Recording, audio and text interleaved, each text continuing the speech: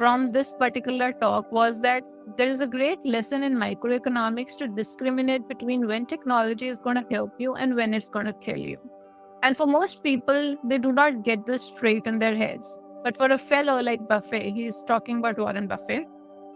For example, when we were in the textile business, which is a terrible commodity business, we were making low-end textiles, which is a real commodity product. And then one day, people came to Warren and said they've invented a new loom and they think it will do twice as much work as our old ones.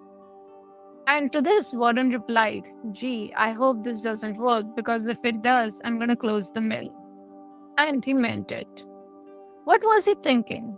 He was thinking that it's a lousy business. We are earning substandard returns and keeping it open just to be nice to the elderly workers. But we are not going to be putting in huge amounts of new capital into a lousy business. And he knew that the huge productivity increases that would come from a better machine introduced into the production of a commodity product would all go for the benefit of the buyer of the textiles.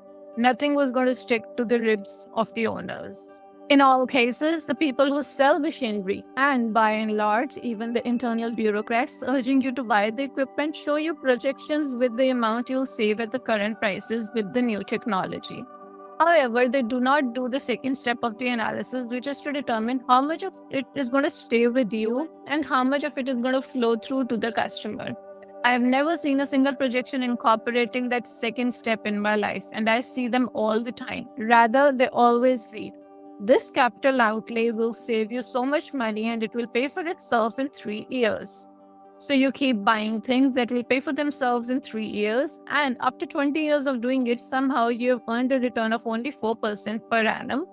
That's the textile business. And it isn't the machines that want better. It's just that the savings didn't come to you. The cost reductions came through all right, but the benefit of the cost reduction didn't go to the guy who bought the equipment. It is such a simple idea, it is so basic, and yet it is often forgotten.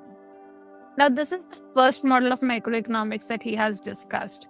Now, let's move on to the second model of microeconomics that he discusses. He says that there is another model of microeconomics, wherein he says that when technology moves as fast as it does in a civilization like ours, you get a phenomenon that I call competitive destruction. And when these new businesses come in, there are huge advantages for the early birds. When you are an early bird, there is a model that I call surfing. When the surfer gets up, catches the wave, and just stays there, he can go on for a long, long time.